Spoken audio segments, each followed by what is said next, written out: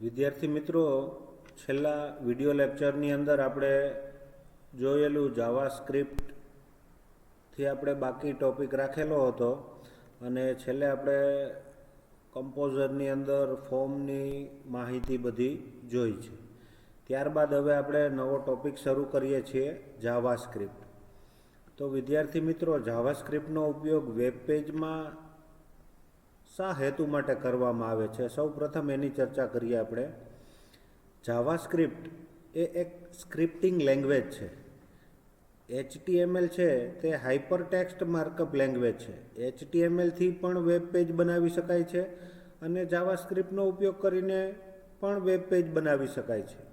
જાવા સ્ક્રિપ્ટને લખવા માટે તમારે કોઈ અલગ પ્રોગ્રામની જરૂર નથી, પરંતુ તમે જે HTML કોડિંગ નોટપેડની અંદર ટાઈપ કરો છો એમાં જ તમારે જાવા સ્ક્રિપ્ટનું કોડિંગ પણ સાથે સાથે ઉપયોગમાં આવશે. આપણે પ્રોગ્રામ જોઈશું એટલે તમને ખ્યાલ આવી જશે. તો જાવા સ્ક્રિપ્ટ છે તે સ્ક્રિપ્ટિંગ લેંગ્વેજ છે. હવે HTMLથી શું થઈ શકે અને જાવા સ્ક્રિપ્ટથી શું થઈ શકે, બંનેની મર્યાદા વિશેની વાત કરું તો HTML છે એમનાથી કેવા પેજ બનાવી શકાય, તો કે સ્ટેટિક વેબ પેજ બનાવી શકાય. સ્ટેટિક એટલે કે સ્થિર વેબ પેજ બનાવવા હોય તો તમને ત્યાં HTMLનો ઉપયોગ કરી શકો છો. પરંતુ જો તમારે ડાયનેમિક વેબ પેજ બનાવવા હોય તો એના માટે તમારે જાવા સ્ક્રિપ્ટની જરૂર પડશે. કહેવાનો મતલબ એ છે કે HTMLના ટેગ એટલા બધા સક્ષમ નથી કે જાવા સ્ક્રિપ્ટથી જે વસ્તુ કરી શકાય તે HTMLથી નથી થઈ શકતી. માટે આપણે જાવા સ્ક્રિપ્ટનો ઉપયોગ કરી અને જે HTMLથી નથી થઈ શકતું એ ઇફેક્ટ આપવા માટે આપણે જાવા સ્ક્રિપ્ટનો ઉપયોગ કરીશું. તો બોર્ડની અંદર આ બે ક્વેશ્ચન બને છે કે HTMLથી કેવું વેબ પેજ બનાવી શકાય, તો કે સ્ટેટિક વેબ પેજ બનાવી શકાય. પછી બીજો MCQ એવો છે કે ડાયનેમિક વેબ પેજ બનાવવા માટે શું ઉપયોગી છે, તો એમાં આવશે જાવા સ્ક્રિપ્ટ. હવે જાવા સ્ક્રિપ્ટની આખી હિસ્ટ્રી તમને પહેલેથી કહું છું કે જાવા સ્ક્રિપ્ટનું મૂળ નામ છે ને એ લાઈવ સ્ક્રિપ્ટ હતું. શું હતું? Live script. તો વર્ષો પહેલાં એમનું નામ લાઈવ સ્ક્રિપ્ટ હતું, એટલે માર્કેટમાં એ એટલું બધું ત્યારે પ્રચલિત કે ફેમસ નહોતું. मतलब कि वो इतना फेमस नहीं था, इतना पॉपुलर नहीं था ये स्क्रिप्टिंग लैंग्वेज. तो उससे क्या होता था कि लोगों को पता ही नहीं था कि ये क्या चीज़ है, इतना प्रोडक्ट बिक नहीं रहा था. तो कंपनी ने ऐसा सोचा कि ये मेरी प्रोडक्ट मार्केट में चल नहीं रही और उसके साथ में मार्केट में एक दूसरी प्रोडक्ट थी, जावा प्रोग्रामिंग. આ જાવા પ્રોગ્રામિંગ અને જાવા સ્ક્રિપ્ટ આ બંને અલગ કંપનીની પ્રોડક્ટ છે. दोनों अलग कंपनी के प्रोडक्ट है. सन माइक्रो सिस्टम की प्रोडक्ट है जावा प्रोग्रामिंग और नेटस्केप कंपनी की प्रोडक्ट है लाइव स्क्रिप्ट. दोनों अलग अलग कंपनी की प्रोडक्ट थी, लेकिन लाइव स्क्रिप्ट का नाम बाद में चेंज किया. दोनों कंपनी ने ऐसा नेटस्केप कंपनी ने ऐसा सोचा कि मैं ये सन माइक्रो सिस्टम के साथ टाई अप करके अपनी प्रोडक्ट का नाम के आगे जावा लगाने के लिए दोनों ने समझौता किया और कुछ आर्थिक हिसाब से लेन देन की और उसके बाद लाइव स्क्रिप्ट का नाम चेंज करके जावा स्क्रिप्ट रखा. तब से लेके आज तक ये स्क्रिप्टिंग लैंग्वेज बहुत ही फेमस हो गई और मार्केट में इतना चला प्रोडक्ट. ऐसा क्यों हुआ कि उस वक्त जावा प्रोग्रामिंग मार्केट में ज़ोर शोर से चल रही थी, तो उसकी जो फेमस का जो भी पॉपुलैरिटी का फ़ायदा लेने के लिए ये नेटस्केप कंपनी ने ऐसा सोचा कि अगर हमें कुछ इस कंपनी के साथ अगर हमारा कॉन्ट्रैक्ट हो जाए या तो फिर कुछ जुगाड़ हो जाए कि वो कंपनी कुछ पैसे लेके उनकी कंपनी का नाम, उनकी प्रोडक्ट का नाम हमारी प्रोडक्ट के नाम के आगे हमें लगाने दे, तो हमारी प्रोडक्ट भी उस हिसाब से मार्केट में चलेगी. तो ये थी उनकी हिस्ट्री कि भाई लाइव स्क्रिप्ट नाम था, बाद में चेंज करके दोनों कंपनी ने समझौते के बाद में उनका नाम जावा स्क्रिप्ट कर दिया। तब से ये फेमस है। और जावा स्क्रिप्ट है वो डायनेमिक वेब पेज क्रिएट करने के लिए यूज़फुल है। फ्रेंड्स, अब मैंने कुछ अपना मटेरियल बनाया है, वो मैं आपको दिखाता हूँ जावा स्क्रिप्ट के बारे में। तो सबसे पहले इंट्रोडक्शन टू जावा स्क्रिप्ट, तो ये मैंने पहला पैराग्राफ है वो आपको अभी समझाया है। नेक्स्ट, જેમ કે પ્રોગ્રામિંગ ભાષા જેવી કે C++, જાવા, પાસ્કલનો ઉપયોગ કરીને લખવામાં આવે છે। સ્ક્રિપ્ટ એ ક્રમમાં ગોઠવાયેલા આજ્ઞાઓનો ગણ છે જે આજ્ઞાઓનો ઉપયોગ સ્ક્રિપ્ટ લખવા માટે થાય છે તે સામાન્ય રીતે જે પ્રોગ્રામિંગ ભાષામાં હોય તેના કરતાં અલગ હોય છે। એટલે કે પ્રોગ્રામિંગ લેંગ્વેજ અને સ્ક્રિપ્ટિંગ લેંગ્વેજ આ બંને વસ્તુ અલગ છે। સ્ક્રિપ્ટિંગ લેંગ્વેજ છે ને એ કોઈની મદદથી ચાલે છે, જ્યારે પ્રોગ્રામિંગ લેંગ્વેજ છે તે સીધી ઓપરેટિંગ સિસ્ટમની દેખરેખ નીચે ચાલે છે। એટલે કે સ્ક્રિપ્ટિંગ લેંગ્વેજ છે ને તે કોઈ સોફ્ટવેરની સાથે વણાયેલી હોય છે। જેમ કે જાવા સ્ક્રિપ્ટ તો એ દરેક વેબ બ્રાઉઝર સાથે જ વણાયેલી છે। એ અલગથી કોઈ એવી પ્રોડક્ટ નથી કે તમે એને પેન ડ્રાઈવની અંદર લઈ અને ઇન્સ્ટોલ કરી શકો તમારા કોમ્પ્યુટરમાં, એવી વસ્તુ નથી। તમારા કોમ્પ્યુટરની અંદર મોઝિલા ફાયરફોક્સ નામનું વેબ બ્રાઉઝર હોય કે ગૂગલ ક્રોમ નામનું વેબ બ્રાઉઝર હોય અથવા તો ઇન્ટરનેટ એક્સપ્લોરર નામનું વેબ બ્રાઉઝર હોય, તો એમની અંદર જાવા સ્ક્રિપ્ટ સાથે જ હોય છે, એની અંદર જ આવેલી હોય છે, તે આપણને દેખાતી નથી।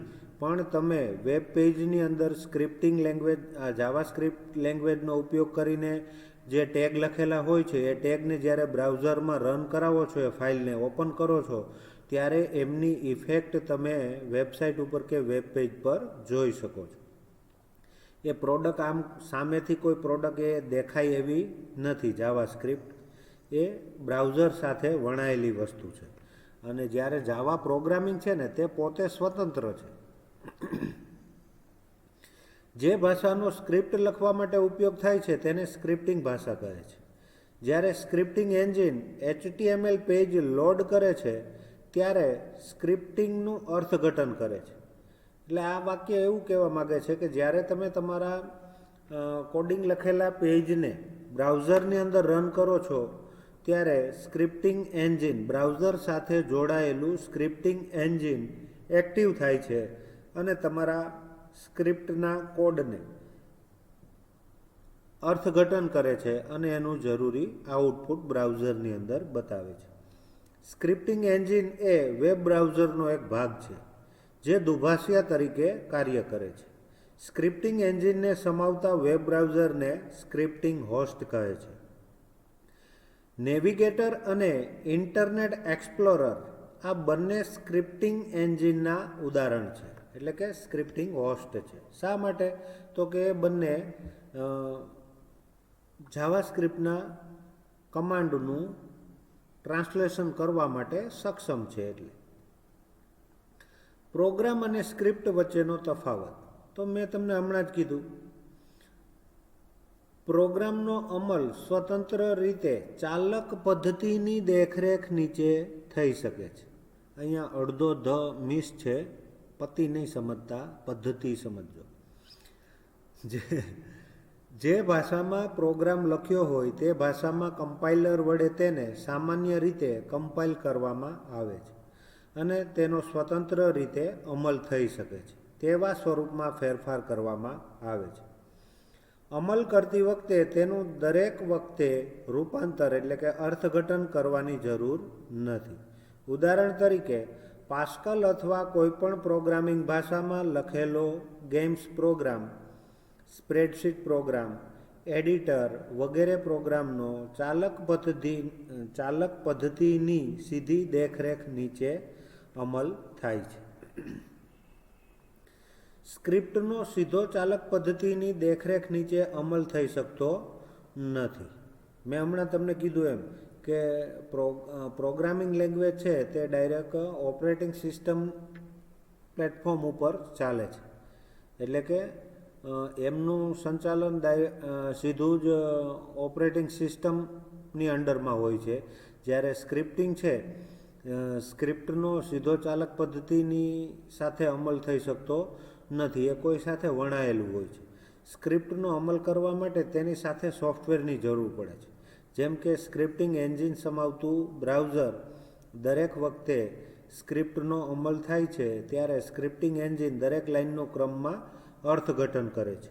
તેથી સ્ક્રિપ્ટની કાર્યપદ્ધતિ અથવા તેના અમલની કસોટી કરવા માટે તે કોઈપણ બીજી એપ્લિકેશન કે જેમાં સ્ક્રિપ્ટિંગ એન્જિન હોય તેમાં ચોક્કસપણે ચાલવી જોઈએ. સ્ક્રિપ્ટ હંમેશા બીજાની મદદથી જ કામ કરે છે. જોયું? સ્ક્રિપ્ટ હંમેશા બીજાની મદદથી જ કામ કરે છે. હવે જાવાસ્ક્રિપ્ટ છે મિત્રો, તે વેબ બ્રાઉઝર સાથે વણાયેલું હોય તો વેબ બ્રાઉઝરની મદદથી જાવાસ્ક્રિપ્ટ ચાલે છે, એવું આ વાક્ય કહેવા માગે છે.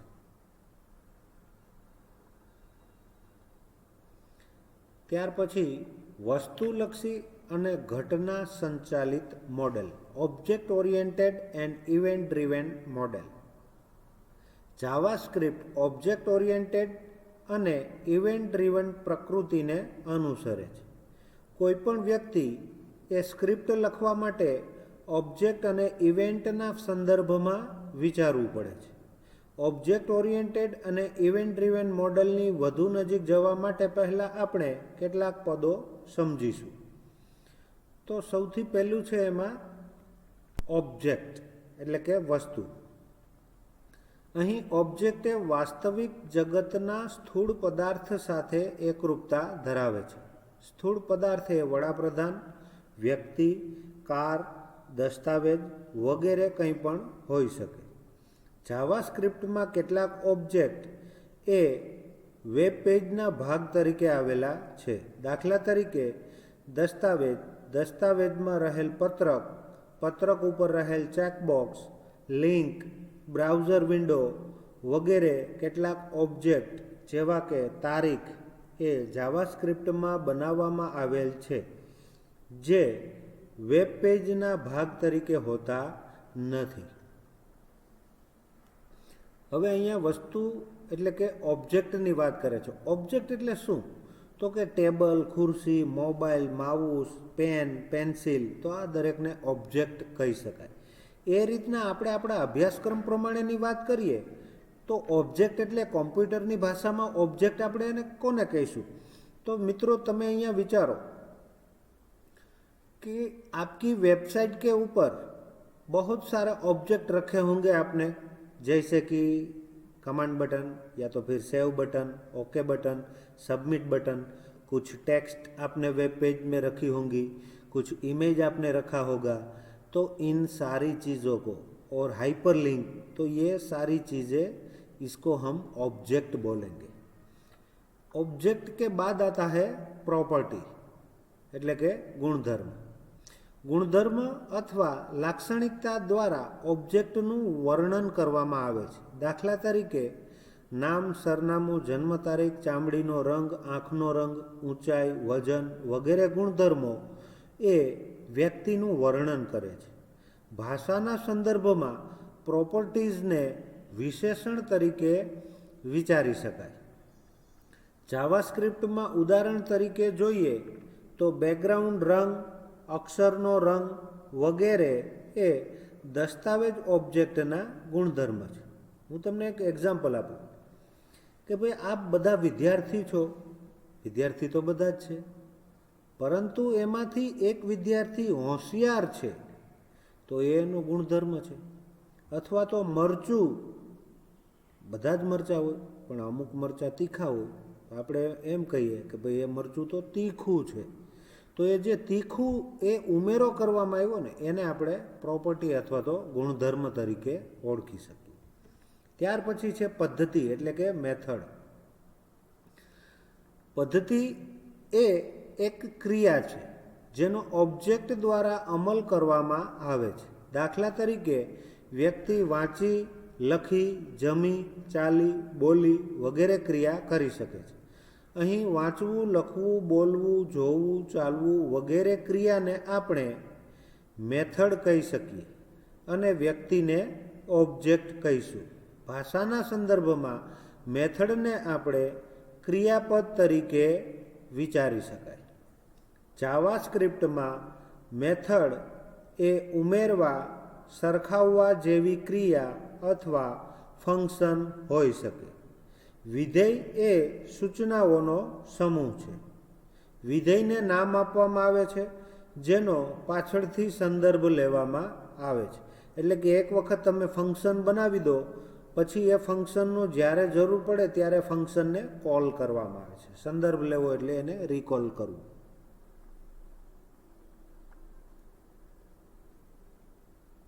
ત્યાર પછી છે મેથડ અથવા પ્રોપર્ટીનો સંદર્ભ. Referring to the method or property. ઓબ્જેક્ટની મેથડનો સંદર્ભ લેવા માટે ઓબ્જેક્ટ અને મેથડ વચ્ચે ડોટ મૂકવામાં આવે છે, એટલે કે ફૂલ સ્ટોપની નિશાની કરવામાં આવે છે. દાખલા તરીકે પર્સન ડોટ વોક, વ્યક્તિ ચાલે છે, આદમી ચલ રહા હૈ, પર્સન ડોટ વોક. એ જ રીતના તમારે કોઈ તમારા પેજની અંદર લખવું છે તો પેજ એ ઓબ્જેક્ટ છે, લખવું એ પ્રોપર્ટી છે, એટલે કે પ્રોપર્ટી છે. તો ડોક્યુમેન્ટ ડોટ રાઇટ, રાઇટ છે તે શું છે? પ્રોપર્ટી છે, ગુણધર્મ છે, લખવું છે. તો document dot write, object document છે, એટલે કે ડોક્યુમેન્ટ એ ઓબ્જેક્ટ છે અને રાઇટ એ પ્રોપર્ટી છે. તો ઓબ્જેક્ટ અને પ્રોપર્ટી વચ્ચે ડોટ મૂકવામાં આવ્યું, એટલે કે પૂર્ણ વિરામની નિશાની કરી. તમારે લખવું છે, ક્યાં લખવું છે? તો કે ડોક્યુમેન્ટમાં, એટલે ડોક્યુમેન્ટ ડોટ રાઇટ. એ જ રીતના ચાલે છે, કોણ ચાલે છે? વ્યક્તિ ચાલે છે, એટલે કે પર્સન ડોટ વોક.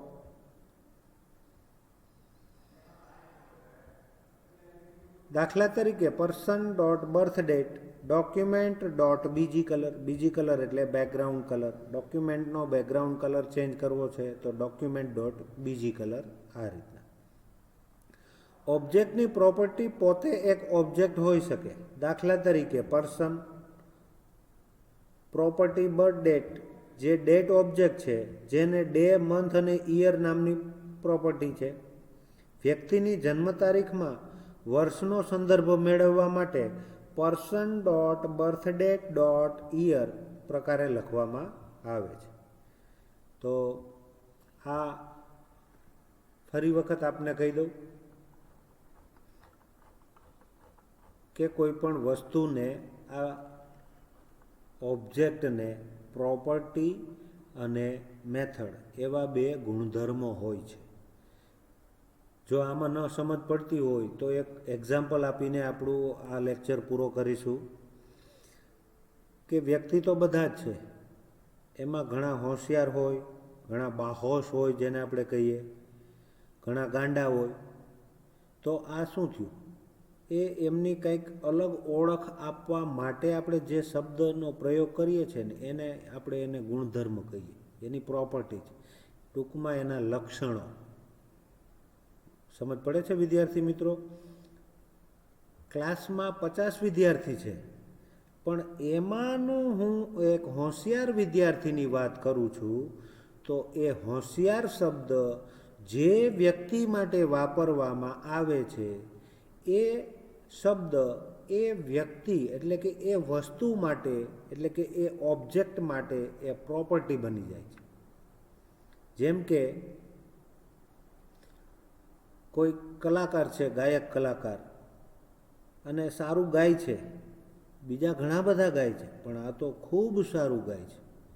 તો એ જે એમની પ્રશંસા માટેના જે શબ્દો જોડવામાં આવ્યા ને એ એમની પ્રોપર્ટી છે. થેન્ક યુ વિદ્યાર્થી મિત્રો. નેક્સ્ટ વિડીયો લેક્ચરમાં આપણે જાવાસ્ક્રિપ્ટની અંદર આગળ જોઈશું ઘટનાઓ વિશે. ઘટના કોને કહેવાય એ નેક્સ્ટ વિડીયો લેક્ચરની અંદર આપણે જોઈશું અને ઘટના વિશેની માહિતી મેળવીશું. થેન્ક યુ વિદ્યાર્થી મિત્રો.